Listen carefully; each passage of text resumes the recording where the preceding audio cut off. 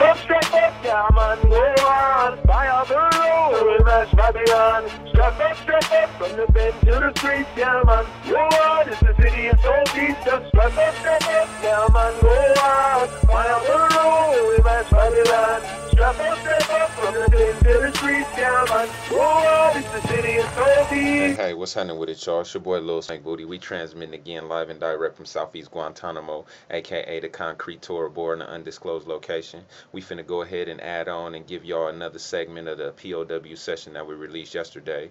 You know, me and Lil Bro be having some real extensive conversations. So today's segment is gonna be of oppression in the community and how it manifests through chemical agents. You know, oppression can influence stresses that a lot of people aren't strong enough to take, so they look for chemical aid in dealing with that. So we're going to talk about the crap epidemic, drugs, different things of that nature. We're going to go into the financial oppression that influence individuals to take up criminal activity in order to finance things that they would like to do with their lives. We're going to talk about how the Europeans drew lines on Africa in order for a divide and conquer type of manifestation.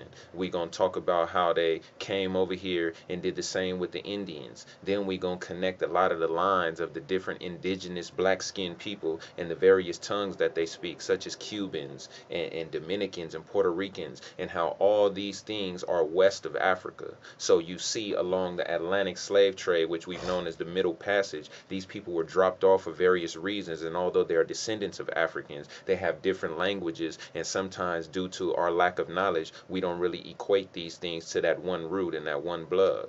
Also, I wanted to touch on some things because I know that I've been using the term cracker a lot, but I got a lot of white homies, and I don't want to offend anybody or be standoffish to people because I understand that there's really only two races, and that's oppressed and oppression. So I'm going to start trying to make a positive transformation and a positive advancement instead of using that term cracker, which can be offensive to some of my white brethren and their families and babies, to utilizing the term oppressor, because it's black crackers too, you know what I'm talking about? And it's niggas that need to die when these motherfucking oppressors die too. So I'm going to utilize the term oppressor, and I'm going to start trying to make a conscious decision to change that vernacular. So, you know, y'all go on and enjoy it, man. And like I said, you know, hit your boy on Instagram or Twitter if y'all got any questions that you might want to ask that might be pertinent to the struggle. And if we find out that there's something of good nature that the people might be able to feed off of, we gonna go ahead and include it in the next one. So peace, man. Y'all be cool and check it out. Yeah, that.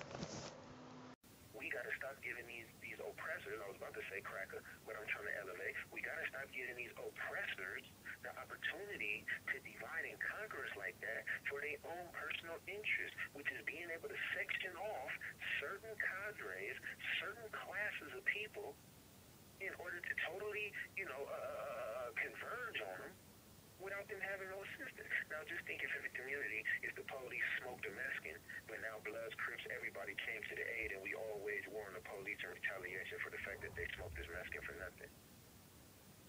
Think it the same way if a Crip got killed. Here come Bloods, Mexicans, and everybody mobilizing together because there's only one true enemy. That's the enemy that can come kill you, and when his motherfucking case get brought before the district attorney, they get exonerated as a justifiable homicide. Can't no Blood, no Crip, or no Mexican do that, homie. Can't no Blood come kick your dough in and put handcuffs on you and take you away from your family, whether the charges is legitimate or trumped up. Can't no motherfucking Crip take you to no motherfucking electric chair and kill you on it. We all got one enemy, G, and that's oppression, homie. Because oppression is what allows motherfuckers to be in the ghetto where the options, and we talked about this before, where the options to do wrong are 15 and the options to do right is 3. Oppression does that, homie. Oppression puts you in an environment where you have not. And then as a have-not, you have lack of food, lack of clothing, lack of toys, lack of education. So what happens when you're in this environment? You feel with stress. What happens when you're stressed out? You're looking for relief. What do they give you now for this relief? Pills, codeine, cocaine, crack, heroin, crystal. Oh, come on, homie. Come on, homie. So it's the same motherfucker that's up under pressure and takes these chemical agents in order is who picks up the sack to sell it. He's up under economic pressure. So he's going to sell coke to your mama in order to loose the economic pressure on you. Who's responsible for the economic pressure? Who's responsible for the stress of the economic pressure? Oppression, homie. It ain't the niggas, the black niggas. It ain't the Mexicans. It ain't the Asians. It's oppression, homie. You're going to see 5-6 police cars in the 5-6 block radius in the ghetto. In Beverly Hills, you might see one. Why is it different in their environment than it is in ours? Because they done sectioned it off the same way. I'm telling you. These motherfuckers are the same ones that drew the lines on Africa. These are the same motherfuckers that drew the lines on America. The Indians didn't have no motherfucking lines over here. They roamed freely. They might have had certain territories, don't get me wrong. You know what I'm saying? They might have had certain areas where their family was at. So, of course, it might have been clashes. Because I don't know what you're coming over here for, and this is where my babies and my wife and my family, my grandma, my grandpa, the elders and all them is posted up.